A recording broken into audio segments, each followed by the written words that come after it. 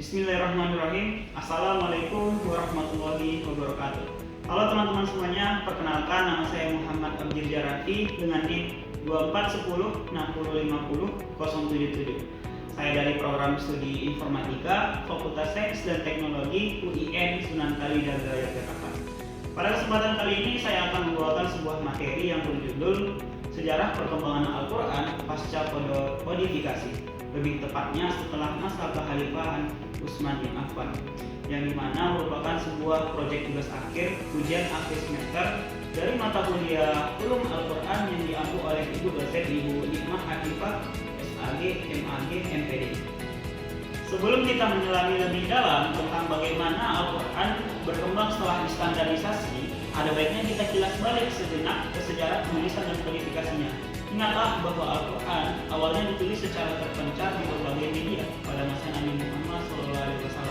Kemudian dikumpulkan menjadi satu media, satu mushaf oleh Khalifah Abu Bakar As-Siddiq, dan akhirnya distandarisasi serta disatukan bacaannya dalam bentuk mushaf yang dinamakan dengan Mushaf Utsmani pada masa Khalifah Utsman bin Affan.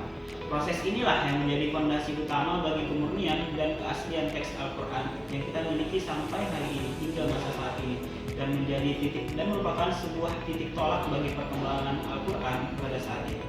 Dan selanjutnya masuklah kita kepada sejarah perkembangan Al-Quran pasca kodifikasi, lebih tepatnya setelah masa kekhalifahan Utsman bin Affan. Kita tahu bahwa di masa Khalifah Utsman bin Affan tepatnya, Al-Quran telah dibukukan dalam satu mushaf yang standar, yang sudah paling standar. Ini adalah fondasi yang kokoh. Namun, seiring dengan pesatnya penyebaran Islam, muncul kebutuhan krusial untuk memastikan keakuratan bacaan Al-Quran di kalangan umat yang semakin beragam, terutama yang bukan penutur asli bahasa Arab. Disinilah peran tanda baca dan kemudian teknologi percetakan yang menjadi sangat vital pada masa saat itu. Dan selanjutnya materinya itu kebutuhan mendesak akan tanda baca. Setelah pembukuan melalui satu mushaf yang disebut dengan Mushaf Utsmani, Islam meluas ke berbagai penjuru dunia, dan banyak non-Arab yang memeluk agama ini, yaitu agama Islam. Mushaf yang ada pada saat itu, meskipun sudah distandarisasi, masih ditulis tanpa titik atau nukat pada huruf. Misalnya beda antara ba, da, ta, dan sa itu tidak ada titiknya, sehingga pada masa saat itu banyak orang-orang yang terutama bukan bangsa Arab asli, non-Arab itu agak sedikit kesusahan dalam membacanya, apalagi pada saat pengartiannya.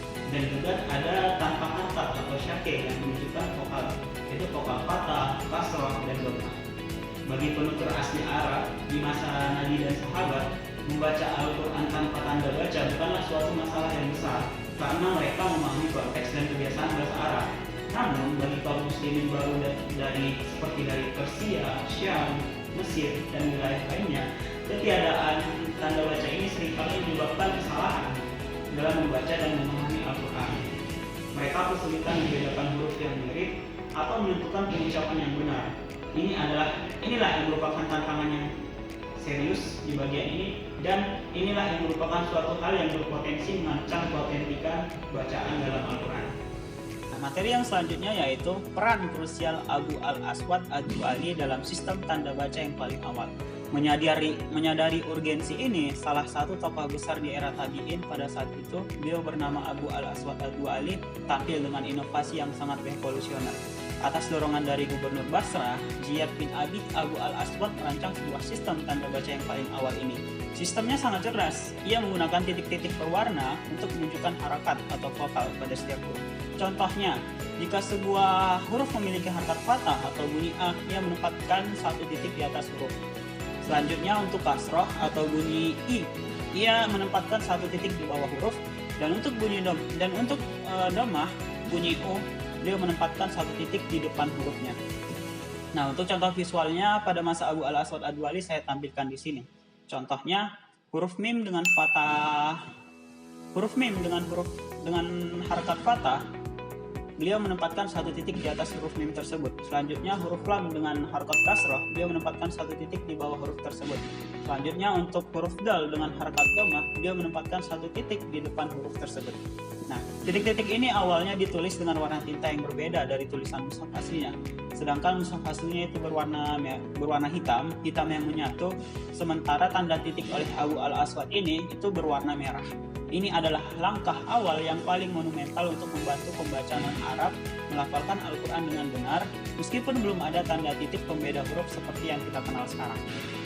Nah, selanjutnya penambahan titik pada huruf dan penyempurnaan harkat.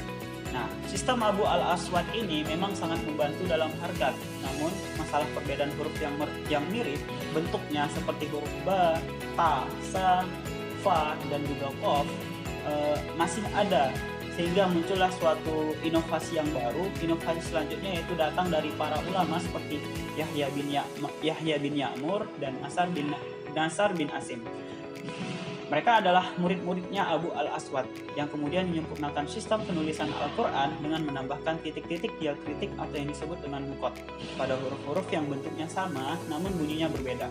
Titik-titik ini menggunakan tinta berwarna hitam, yaitu warna yang sama dengan warna mushaf aslinya, yaitu hitam yang menyatu. Nah, untuk contoh visualnya pada masa Yahya bin Ya'mur dan Nasar bin Asim ini saya tampilkan di sini. Contohnya huruf ba, yaitu mereka menempatkan satu titik di bawah huruf tersebut, dan untuk ta mereka menempatkan 2 titik di atas huruf tersebut, dan untuk sa mereka menempatkan 3 titik di atas huruf tersebut. Nah, contoh lainnya juga ada pada huruf jim, mereka menempatkan titik di dalam huruf tersebut, dan untuk h tanpa titik, dan sedangkan untuk o mereka menempatkan 1 titik di atas huruf o tersebut. Titik-titik inilah yang kemudian menjadi pembeda, yaitu untuk penyebutannya ba, ta, dan ta. Pembedanya adalah titik tersebut. Nah, seiring berjalannya waktu, sistem harkat pun mengalami penyempurnaan, sehingga muncullah salah satu tokoh yang sangat berpengaruh dalam hal ini adalah Khalil bin Ahmad al-Faradi. Beliau adalah seorang ahli bahasa dan leksikografi yang jenius. Beliau mengganti sistem titik berwarna untuk harkat pada masa Abu al-Aswad ad-Du'ali menjadi tanda-tanda yang lebih dikenal hingga masa zaman sekarang ini, yaitu garis kecil miring di atas huruf untuk tanda fathah, garis kecil miring di bawah huruf untuk harkat kasroh, dan waw kecil di atas huruf untuk huruf dhammah, dan lingkaran kecil di atas huruf untuk kasroh sukun, harkat sukun. Untuk contoh visualnya pada masa Khalil bin Ahmad al-Faradi atau yang kita gunakan sekarang saya tampilkan di sini, yaitu huruf ba dengan fathah, garis kecil miring di atas huruf, ta dengan kasrah, garis kecil miring di bawah huruf, kemudian fa dengan dhammah yaitu huruf waw kecil di atas huruf, dan qaf dengan sukun yaitu qaf dengan di atasnya huruf bulat kecil sebagai penanda sukun. Nah, untuk materi yang selanjutnya di sini salah satu materi yang menurut saya cukup penting juga, yaitu revolusi dalam percetakan Al-Quran ini sendiri. Nah, setelah berabad-abad ditulis dengan kaligrafi yang indah, abad ke-19 yaitu tahun 1900-an membawa revolusi baru, yaitu disebut dengan percetakan. Nah, sejarah percetakan Al-Quran ini melewati berbagai fase juga, teman-teman. Pada awalnya, ada kekhawatiran dari sebagian ulama karena dianggap akan mengurangi nilai kesucian atau keindahan dalam mushaf ini sendiri, isi Al-Quran ini. Namun, seiring waktu, manfaat percetakan untuk penyebaran Al-Quran yang lebih luas dan efisien menjadi tak terbantahkan. Salah satu percetakan Al-Quran yang paling awal dan yang signifikan dan menyebar luas adalah percetakan bulak di Kairo, Mesir pada tahun 1830-an. Percetakan ini memproduksi mushaf dalam jumlah yang sangat besar dengan kualitas yang baik. Kemudian, banyak negara Muslim mendirikan percetakan Al-Quran sendiri dan masing-masing. Salah satu yang paling terkenal juga disebut yaitu adalah percetakan Raja Fat di Madinah, yaitu Arab Saudi, yang mencetak jutaan mushaf setiap tahun dan mendistribusikannya ke seluruh dunia. Percetakan ini memastikan bahwa setiap muslim dimanapun ia berada dapat memiliki akses ke mushaf Al-Quran yang standar, seragam, dan berkualitas tinggi, lengkap dengan tanda baca yang disempurnakan, dan ini adalah pencapaian luar biasa yang memungkinkan Al-Quran tersebar ke seluruh pelosok bumi dengan yang lebih mudah. Dan untuk yang terakhir, masuklah kita kepada penutup yang sekaligus merupakan sedikit kesimpulan dari saya, yaitu dari upaya seorang Abu al-Aswad ad-Du'ali, beliau yang merupakan yang sangat visioner dalam merancang sistem tanda baca yang paling awal, hingga penyempurnaan oleh Yahya bin Ya'mur, Nasar bin Asim yang merupakan murid dari Abu al-Aswad ad-Du'ali ini sendiri, hingga Khalil bin Ahmad al-Faradi, serta revolusi percetakan modern. Setiap langkah demi langkah dalam sejarah ini adalah merupakan suatu bukti yang nyata, yaitu suatu dedikasi umat Islam dalam menjaga keaslian dan kemudian akses terhadap kalamullah, yaitu tulisan-tulisan Allah ini. Perjalanan Al-Quran adalah sebuah kisah tentang bagaimana umat Islam dengan kecintaan dan kehati-hatiannya yang luar biasa berupaya keras untuk memastikan setiap huruf, setiap kata, dan setiap ayatnya dapat dibaca dengan benar oleh siapa saja dan di mana saja. Semoga kita semua terus menjadi bagian dari generasi yang menjaga dan mengamalkan Al-Quran. Baik, masuklah kita kepada sesi yang paling akhir, yaitu sesi closingan. Setelah melalui penutup dan sedikit kesimpulan, mungkin cukup sekian dari saya. Apabila ada kata-kata yang salah, saya mohon maaf. Kepada Allah saya mohon ampun. Dan harapan saya, besar harapan saya juga, semoga materi yang saya sampaikan tadi dapat bermanfaat untuk kita semua, khususnya untuk saya sendiri juga.